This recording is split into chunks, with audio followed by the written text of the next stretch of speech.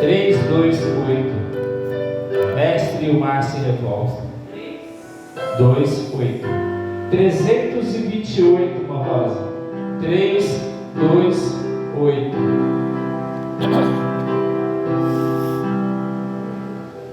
Mestre, o mar se revolta.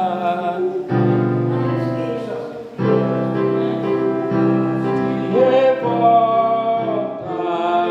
As ondas nos dão pavor. O céu se reveste de treva. Não temos um Salvador. Não se dirá que moramos, pode assim dormir. Se a cada momento nós vimos, se prestes a sucumbir, as ondas atendem ao meu andar.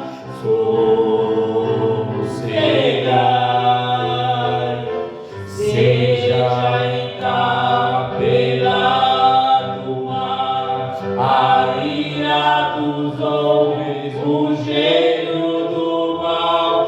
Tais águas não podem a naufragar, que leva ao Senhor, Rei do céu e mar. Pois todos ouvem ao meu andar.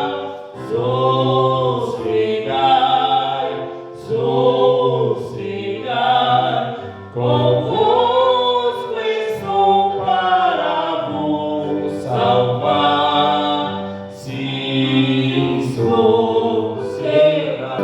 Mestre, cantou a bonança, em pazes o céu e o mar.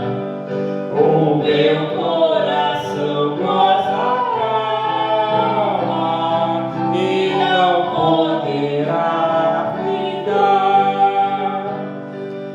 Fica comigo, meu mestre, dono da terra e céu, e assim chegarei bem seguro ao porto destino meu.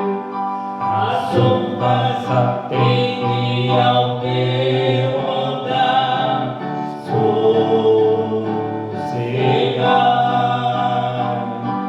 seja encapelado o mar, a ira dos homens, o gênio do mal. Tais águas não podem a naufragar, que leva ao Senhor, Rei do céu e mar. Pois todos ouvem ao meu andar. Sossegai, sossegai, convosco estou para vos salvar. Sim, sossegai.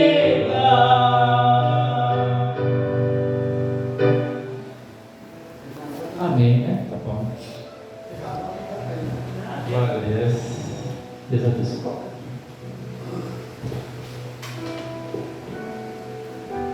Aleluia.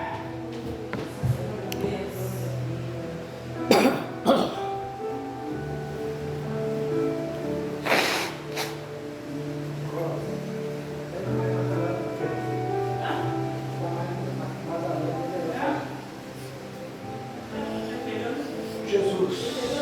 Do lado de cá é mais claro, ó, é mais... Abra sua Bíblia aí no livro de Hebreus, capítulo 14.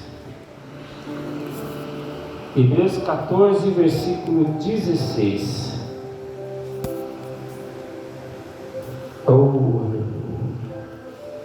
Hebreus 14, 16.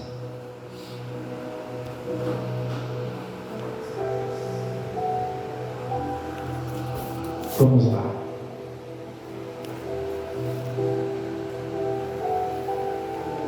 Não, é Hebreus 14, Hebreus 4:16. Eu que misericórdia, Jesus. Aí tá difícil, né?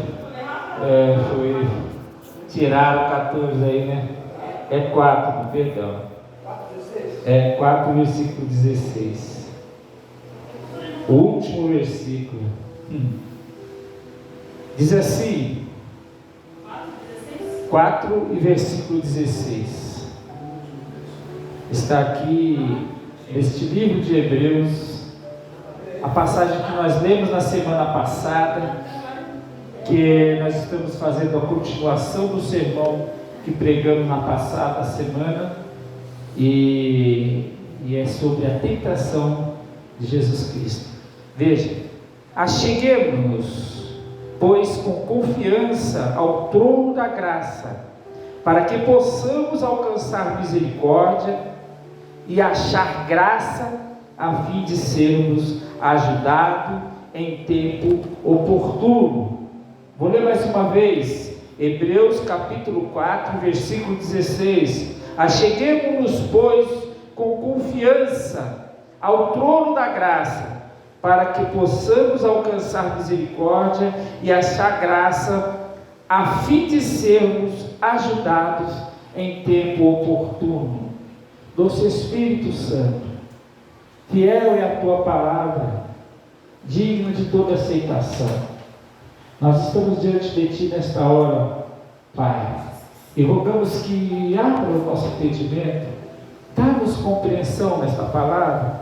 Senhor, revela para nós os teus segredos, revela para nós os teus mistérios, Senhor, segundo a tua vontade, Senhor, segundo a tua vontade, Senhor, em nome de Jesus. Queridos amados irmãos, nós estamos falando sobre um tema que é tentação, e nós discorremos na semana passada falando sobre tentação, e eu disse para os irmãos que o termo tentação é empregado na Bíblia no hebraico Massai, quanto também é empregado no grego Peiraz, para tentação, e o significado é prova, provação ou teste. Tanto no grego como no hebraico ela tem essa significação. A expressão pode estar relacionada também ao conflito moral, isto é, a uma incitação de pecado, dando a entender que quando você está tentando, você está fazendo uma tentação, você está pecando, né? Então ela dá a entender essa incitação ao pecado. De fato, como mostram as Escrituras, a tentação é uma provação, uma espécie de teste. O pecado, por sua vez, já se trata de um ato imoral consumado. O pecado é um ato que é imoral, ele não tem moral, ele é imoral, ele é fora da moralidade, né? da ética, da decência, da ordem. O pecado ele gera isso. Então é exatamente um ato consumado, um pecado, mas a tentação é ao contrário. Por isso a tentação não é por si só, por si mesma, pecado. Tanto é que ninguém peca quando passa por um processo de provação, um processo de probatório, né? Ele é provado, mas não significa que você está sendo pecado, que você está em pecado. Você sabe que algumas pessoas no nosso meio, às vezes tem mania de olha, aquela pessoa está passando aquela provação, ele está em pecado, né? Quantas pessoas você já não ouviu as pessoas falarem assim, é por causa do pecado, né? Tem tanto pecado que ela está passando por isso. Mas a gente sabe que tem pessoas ricos, milionários, pessoas de bem, que tem de tudo, e comete adultério, comete pecado, até nega a Deus e tem tudo bem. E esse daí está como? Né? Como é que eles estão? Né? Portanto, tentação não é em si a mesma coisa que o pecado. Por outra, nós podemos entender isso, que a própria vida terrena do Senhor Jesus demonstra com clareza a distinção entre tentação e pecado.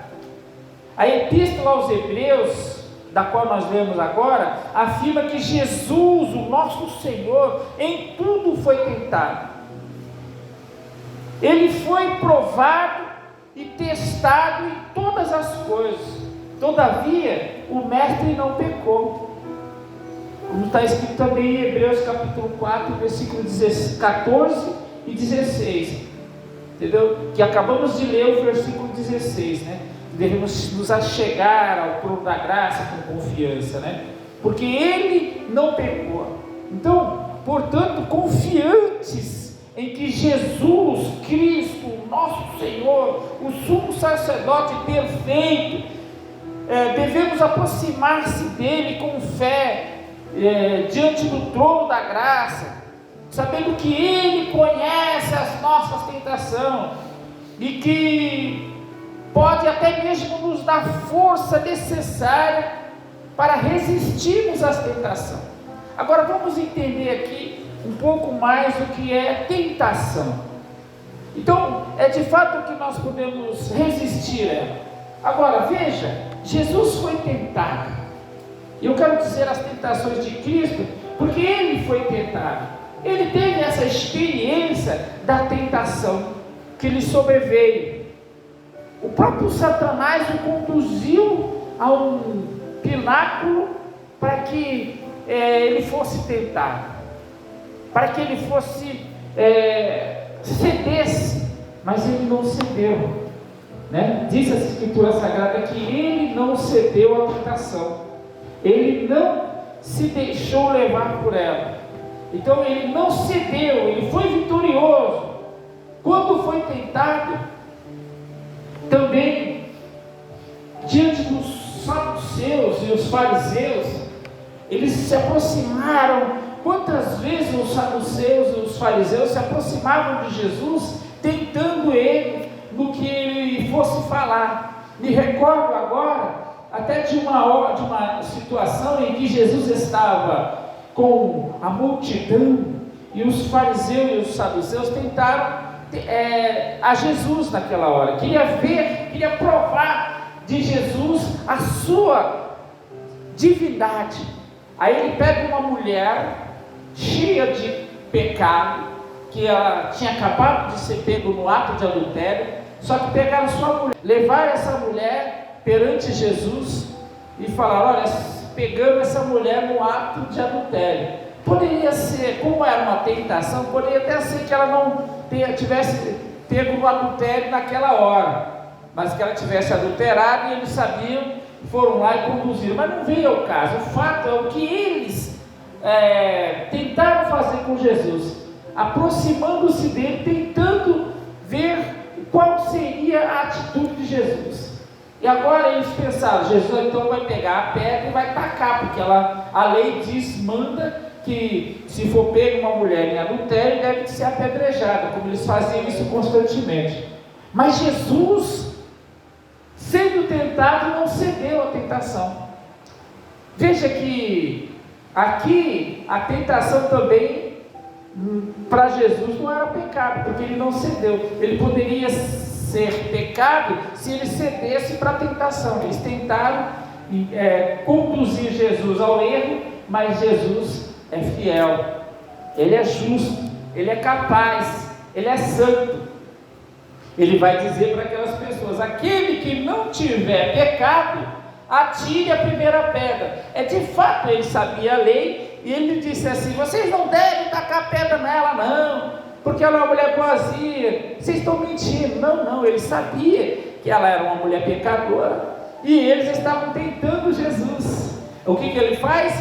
Então peraí, vocês vão tacar a pedra nela porque ela é pecadora, estava no ato do adultério. É isso que vocês vão fazer agora, né? Vocês querem realmente tacar uma pedra nessa mulher adúltera. Você quer jogar uma pedra nela porque vocês pegaram ali adultério. Jesus vai dizer assim para ela: então faz o seguinte, quem não tiver pecado, taca agora, atira agora a primeira pedra, pode jogar, manda uma pedrada nela agora, quem não tiver pecado. E o que acontece? Eles chancaram um monte de pedra em cima dela, não é isso? Apedrejaram ela até a morte. Foi isso? Não foi. O que ela fez, o que ele fez, eles fizeram, foram saindo devagarzinho, foram deixando aquele lugar, porque eles todos tinham pecado. Portanto, Jesus não cedeu à tentação daqueles homens. À luz do exemplo de Cristo, compreendemos bem o que Tiago quer dizer em nos exortar no termo do grande gozo quando passarmos por várias tentações. Se nós vemos Tiago, os seus capítulos 1º, 2º, Tiago capítulo 1, o Tiago versículo 2, no versículo 12, ele está dizendo isso, né? Nós devemos ser felizes, ser bem-aventurados na hora da tentação. Sabe por quê? Porque de fato o crente, o cristão, quando ele é provado, quando ele é tentado, ele deve se alegrar. Por quê? É muito difícil isso, não é fácil não. É uma atitude que só provém daqueles que são nascidos de novo, não provém de uma pessoa natural. Entender essa circunstância não vem de uma pessoa natural. Ele precisa ter o fruto do Espírito. O fruto do Espírito que está lá em Gálatas, ele está dizendo justamente isso. Que está dizendo que o fruto do Espírito é o amor, a paciência, a longanimidade, né? 5:22 está dizendo isso.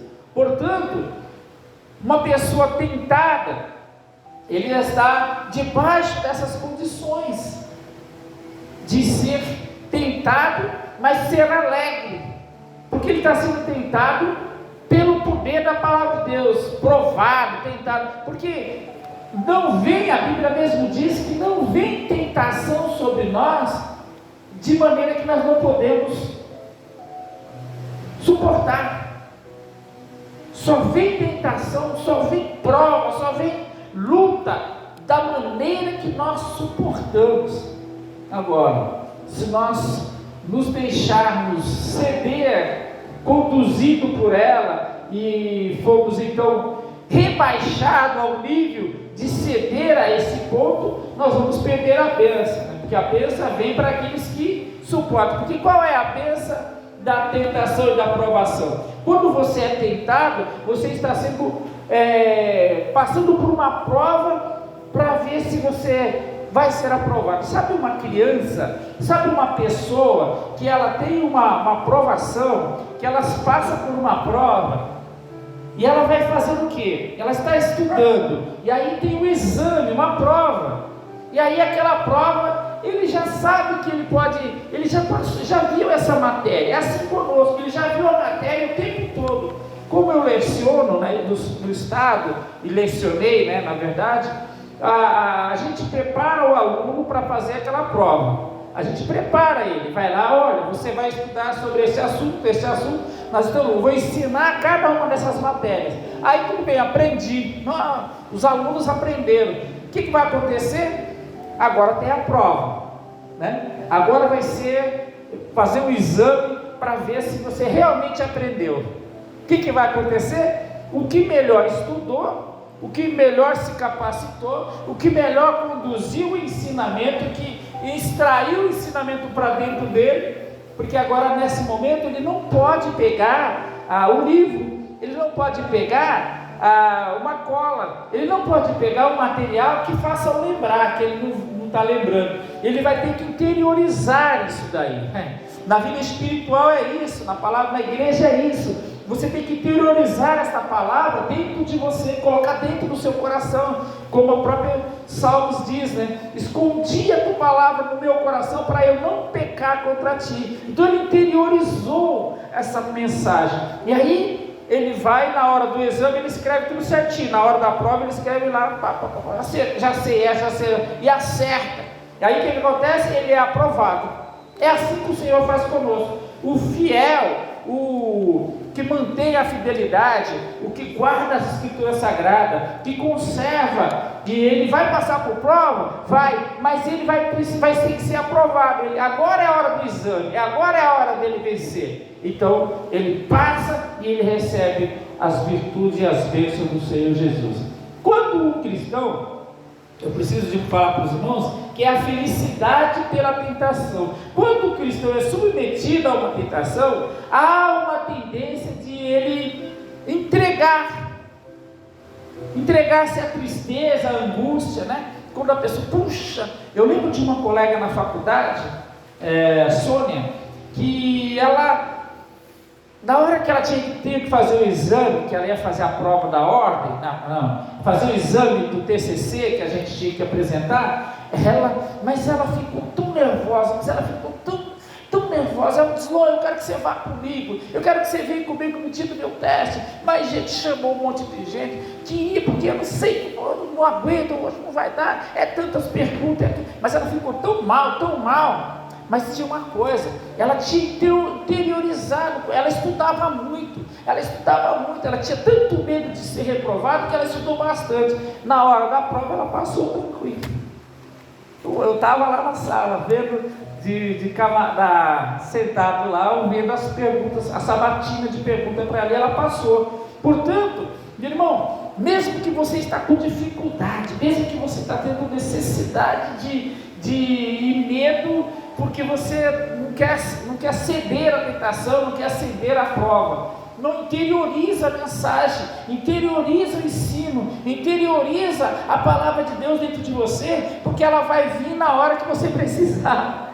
É isso que aconteceu. Ela tinha tanto medo de errar, que ela comeu bastante, que quando ela estava lá na sala, ela deu uma respirada, respirou fundo, todo mundo orientava ela: respira fundo, pensa até 10, e aí ela chegava na hora, ela fez a prova e passou tranquilo, está lá, né? Não sei o destino dela, não vi mais, mas é para os irmãos entender que precisa trazer para dentro de si. Então, às vezes, a gente chega a ser submetido às tentações de tal maneira que essa tendência de angústia, de se entregar à tristeza, é muito forte.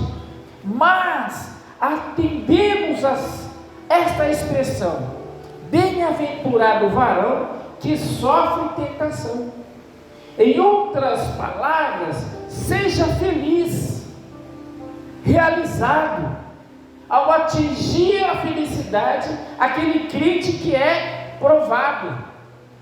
Você está sendo provado? Está difícil, né? Não sei o que você está se passando agora, está tendo muita dificuldade para você compreender. Irmão, glorifica, alegre-se, seja feliz, porque você está sendo provado, que depois da prova vem a recompensa, o resultado vem na sequência.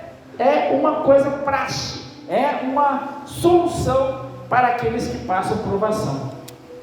Ser participante do sofrimento de Cristo e ao mesmo tempo felizes parece um paradoxo, mas a Bíblia, porém, orienta-nos a nós sermos alegres em Deus, a nos alegrarmos no Senhor, porque as tribulações produzem paciência, e esta é a experiência que finalmente culmina a esperança. Sabe onde está escrito isso? Abra aí a sua Bíblia no livro de Romanos capítulo 5. Olha o que diz ali, ó. Romanos capítulo 5.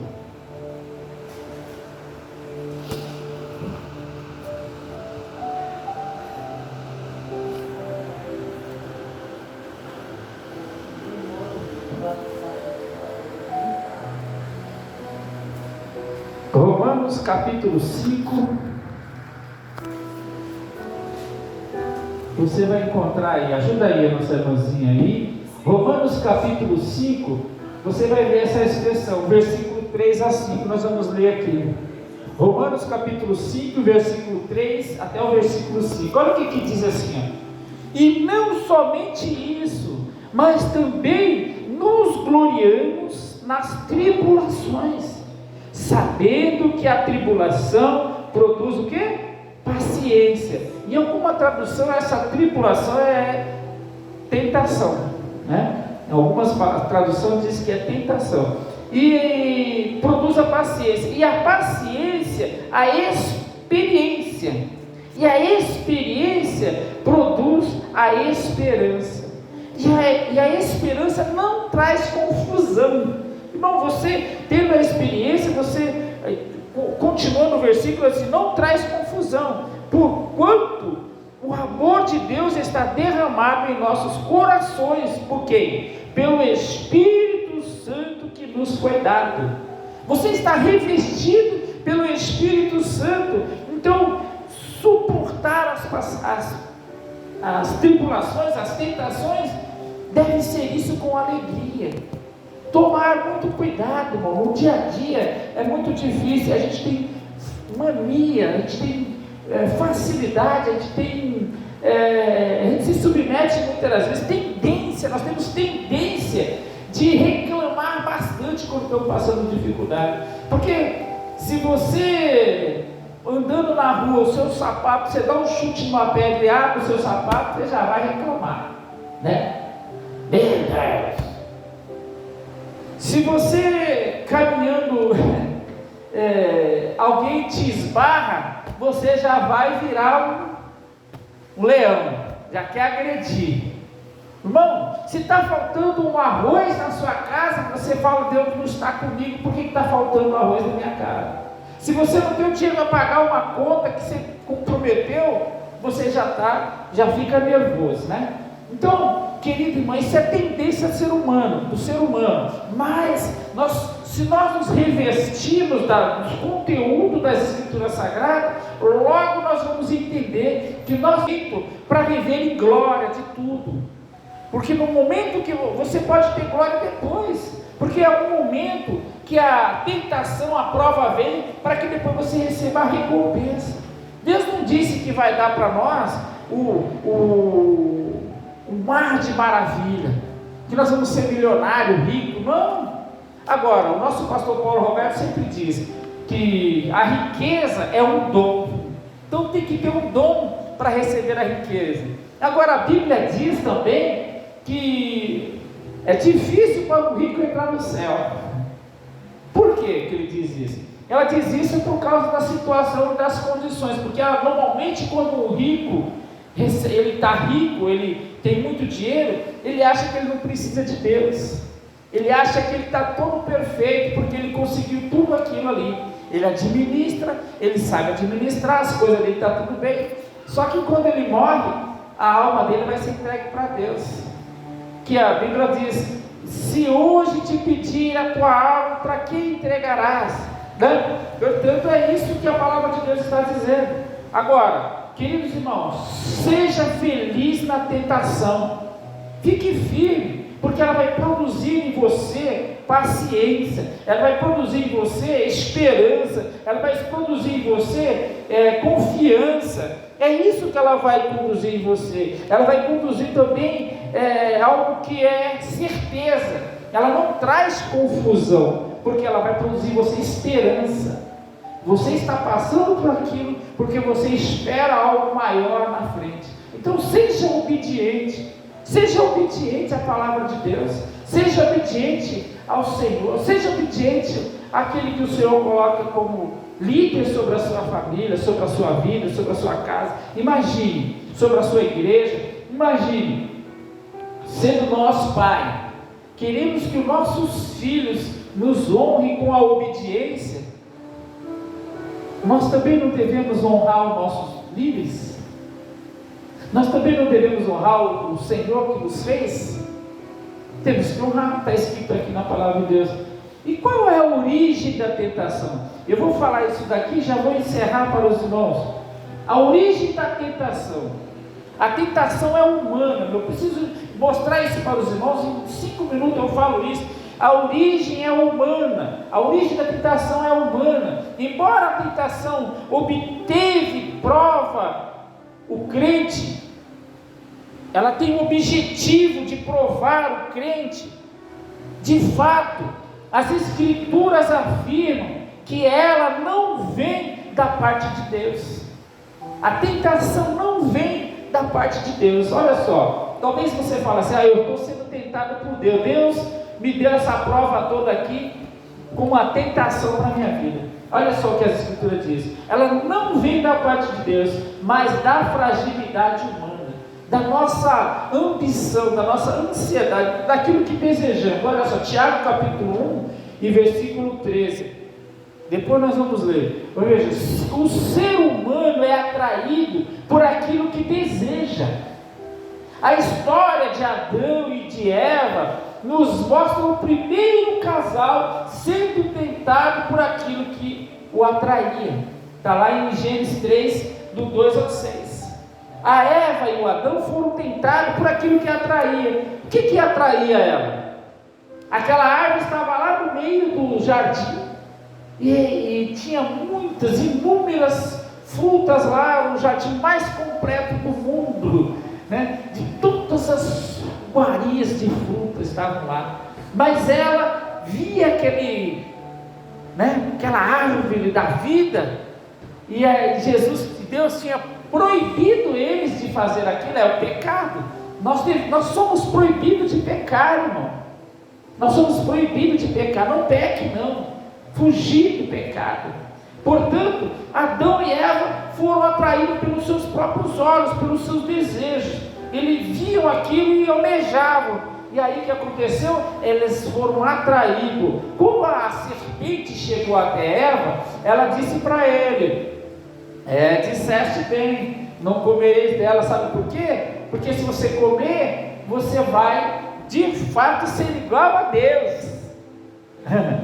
Você vai ser conhecedor do bem e do mal, assim como Deus conhecia o bem e a serpente conhecia o mal, né? Mas Deus é suficiente conhecedor de todas as coisas. Porém, ao homem era dado o direito de ele escolher, e ele fez isso.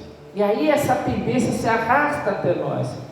O ser humano é atraído por aquilo que deseja. A história que nós vimos aqui trata desse ponto. Mesmo sabendo que não poderiam tocar na árvore no centro do jardim do Éden, depois de atraído pelo desejo que Adão e Eva trouxeram para dentro de si, eles vieram a pecar. A Bíblia diz que eles pecaram.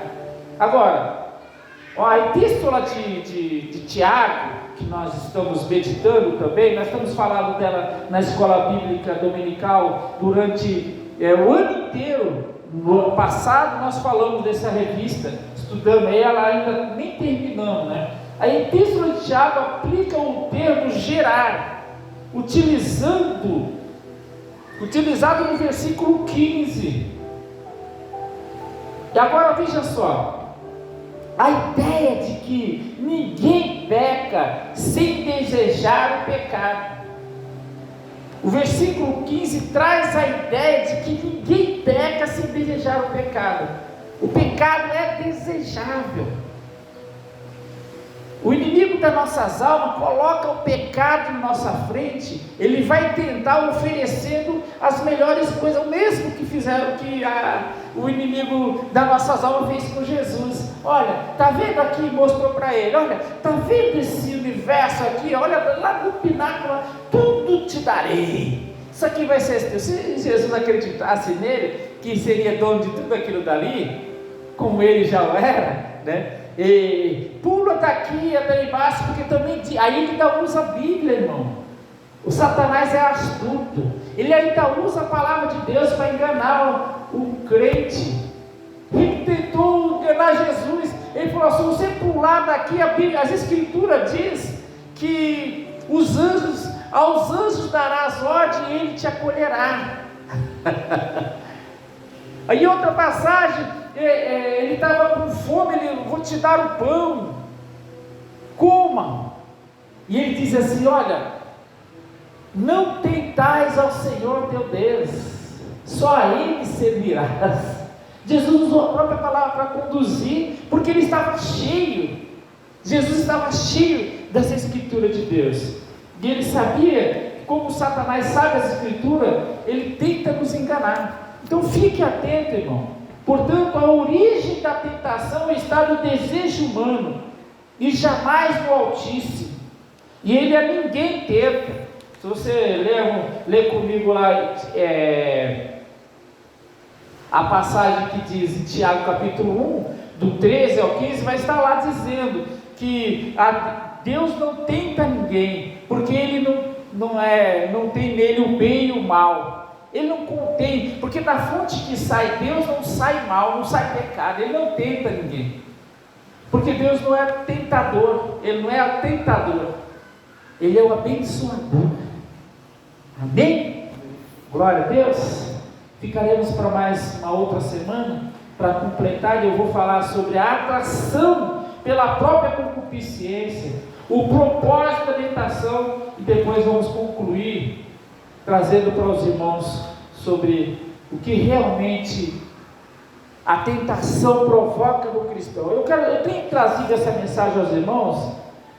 Eu tenho certeza que vai ser de edificância, porque nós estamos vivendo em um período em que as ofertas são muito grandes, e até mesmo muitas denominações oferecem um mundo de maravilhas, te enganando, querendo enganar a nós, e aí na hora da tentação, na hora da provação, você cede e nega o próprio Cristo. Tá bom? Então fique firme no Senhor. Se você for provado, tentado, tenha paciência, tenha esperança, confia no Senhor, vai até o fim, não abandona a fé, não larga as Escrituras Sagradas, não deixa o amor de Deus que foi derramado na cruz do Calvário por você ficar sendo por baixo dos seus pés, dos pés de Satanás. Porque a vontade do Satanás é que você se perca e você saia da presença de Deus. Mas fique firme, porque grande é a promessa do Senhor e Ele vai cumprir.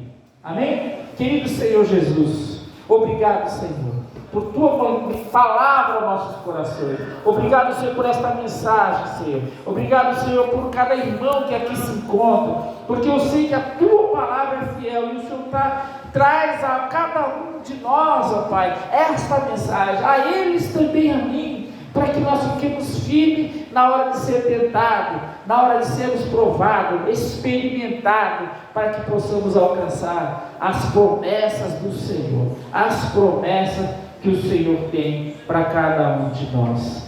Precisamos cultivar a palavra de Deus em nossos corações. Amém. Graças a Deus, aleluia.